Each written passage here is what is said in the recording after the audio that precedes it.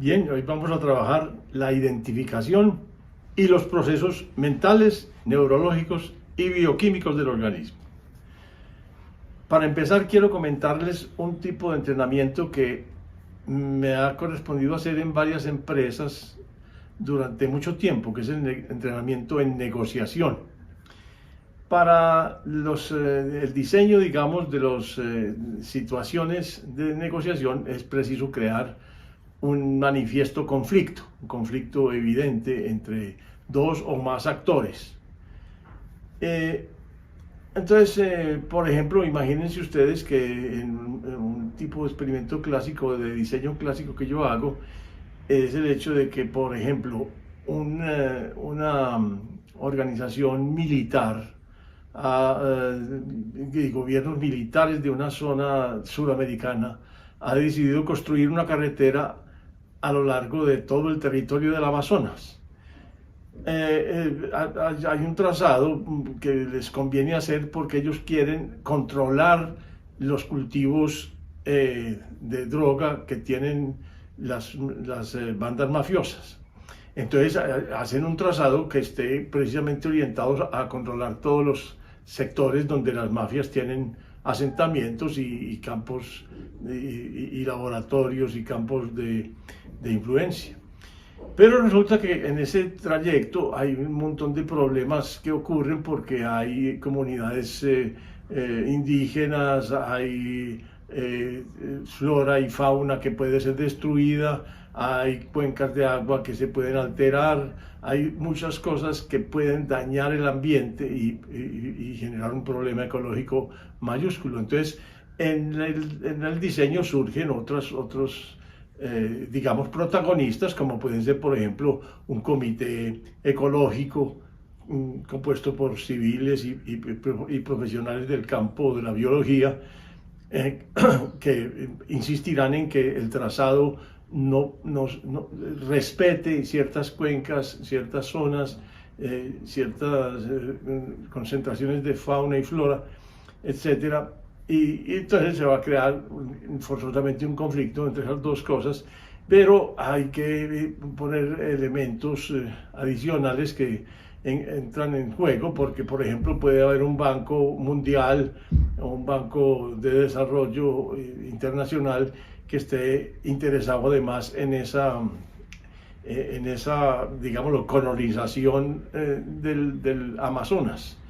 Y entonces va a ejercer presión a favor de los militares, pero al mismo tiempo puede haber, y de hecho los metemos en el diseño, digamos, periodistas que estén informando sobre el avance de la obra y el avance de los conflictos, y por supuesto que estén de cara a un público internacional de gente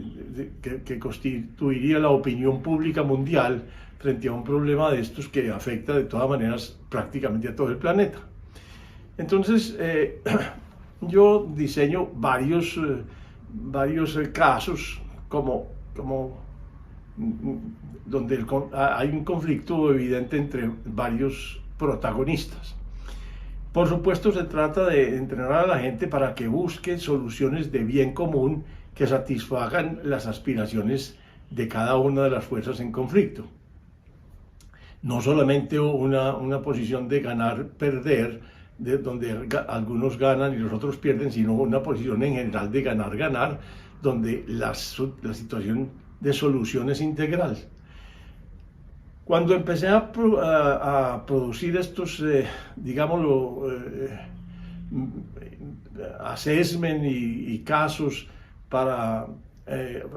ilustrar las situaciones de negociación básicas, empecé a darme cuenta de un asunto muy importante, y es que cada uno de los actores presentes en el conflicto tiene que asumir un rol,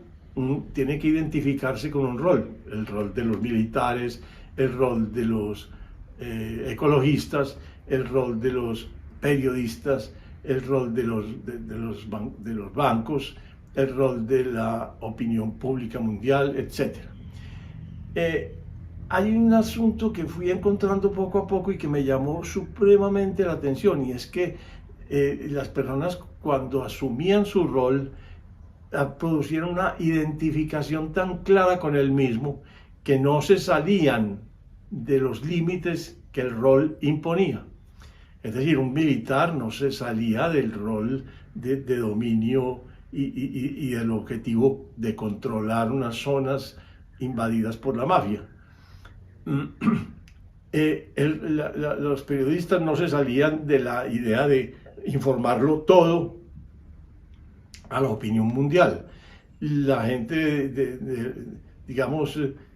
de los ecologistas no cedían en su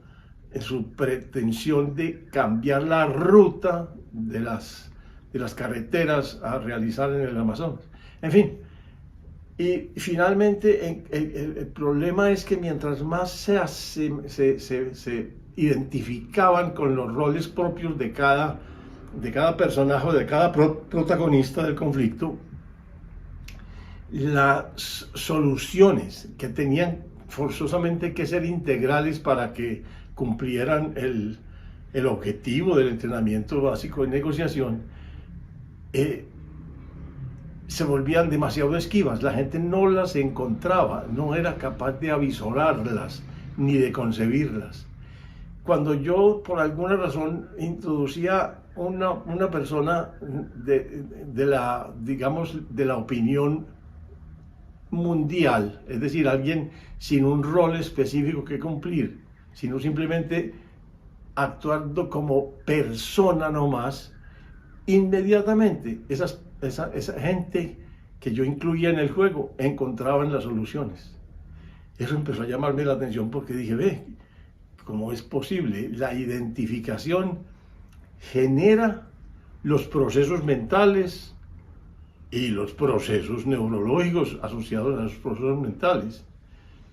Poco a poco empecé a darme cuenta que el problema real era en la vida ordinaria, que nuestras sucesivas identificaciones, nosotros desde pequeños nos estamos identificando o con el papá o con la mamá o con un héroe que vemos en una película o con un influenciador que vemos en el colegio y en la escuela o con un profesor,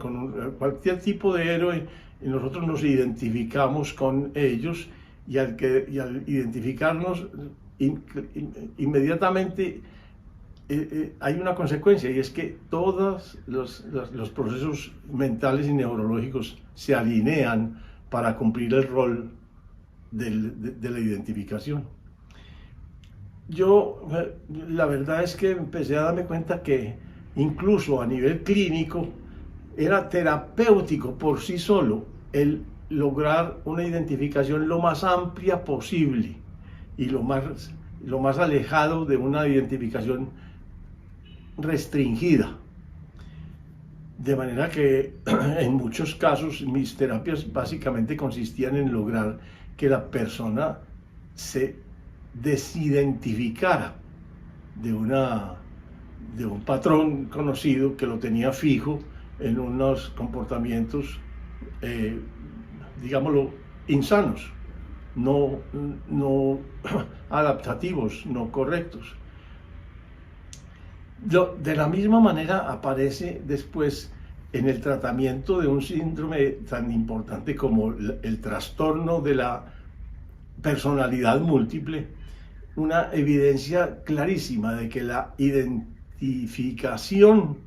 organiza todos los procesos, incluidos no solamente los procesos mentales, sino los neurológicos o neuronales y los procesos bioquímicos, porque inclusive cosas tan importantes como que, por ejemplo, uno de los personajes tenga una cicatriz y otro de los personajes no tenga esa cicatriz, ya influye no solamente sobre un proceso neurológico, sino sobre la bioquímica necesaria para hacer una alteración de esas. Incluso sobre cambios que en algún momento podrían llegar a ser de naturaleza genética, como por ejemplo el color del iris de los ojos. En fin, lo cierto es que todos los procesos se organizan de acuerdo a la identificación que uno vaya asumiendo. Y esa parte es la más importante, porque si uno tiene una identificación con un ser supremamente, digámoslo, o es una identificación muy primitiva, por ejemplo, uno se identifica con un tipo de niñez que tuvo o con un tipo de creencia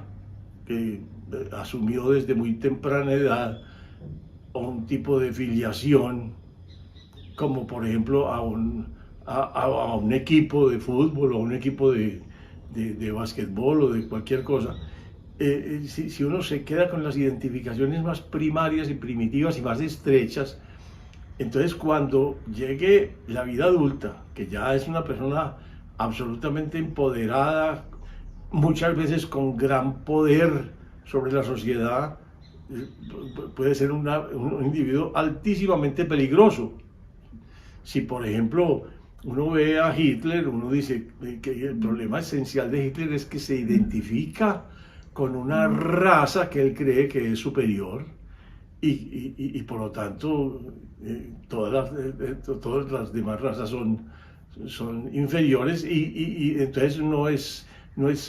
extraño que uno de los puntos más importantes para él sea la pureza racial, y preservar esa pureza puede llegar a significar que todo el que no sea digamos, un alemán típico de raza aria, blanco,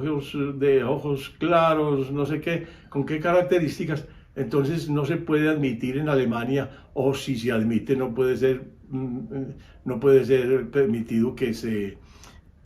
sea fértil, que tenga hijos, por ejemplo, porque si se quiere preservar la raza y la pureza racial, entonces hay que hacer control genético de las poblaciones. En fin, todas las cosas más, digamos, aterradoras que nos ha tocado vivir como historia, están muchas veces, la mayor parte, o mejor dicho, todas las que yo conozco, circunscritas a una identificación específica del líder que está comandando, más que cualquier ideología, aunque las ideologías también son identificaciones, por supuesto, y son tan graves como que una identificación es una generalización, una abstracción, va más allá de considerar al frente a una persona como tal. Pero lo importante es que, por ejemplo, tanto en la solución de un problema social grave como es una guerra, o en la solución de un problema psicológico grave también como es el trastorno de la personalidad múltiple, la solución consiste en lograr no la total desidentificación, porque eso no es posible. Nosotros tenemos que hacer alguna identificación para organizar para darles organización a todos los procesos, sino la identificación más amplia posible, la más inclusiva. Y la más inclusiva, a mi modo de ver, es elegir ser persona. La persona no está limitada por un rol. Una persona es aquella que puede incursionar y le interesan todos los ámbitos de la vida. Todos, y en todos opina, y en todos quiere participar, y en todos quiere tener control y tener incidencia, o sea, una persona no se limita, una persona incluye todos los factores que puedan influenciar o definir una existencia humana. Entonces, con ese propósito, quiero invitarlos a que miren sus identificaciones, desde pequeños hasta adultos, con que se han identificado, si con una raza, si con una religión, si con una creencia filosófica, si con una tendencia política especial, o simplemente con un equipo de algún deporte, o con algún tipo de edad, o con algún tipo de actuación pública. Por ejemplo, uno puede identificarse con un bombero, uno puede identificarse con un militar, uno puede identificarse con cualquier rol social que le parezca relevante y que le parezca que tiene un valor, digámoslo así, heroico, importante. Porque si recorremos todas las identificaciones por las que hemos transitado y definimos sobre cuál nos estamos marchando, siempre podremos encontrar si esa identificación es ampliable, si hay alguna identificación que podamos considerar que es más inclusiva, porque esa es la que correspondería a una persona que puede ser empoderada, es decir, que puede llegar a tener todo el poder y el control sobre una organización, sobre un grupo humano, sobre un país, y no se diga sobre la tierra. Les deseo la mejor de las suertes en esa exploración. Mucho gusto.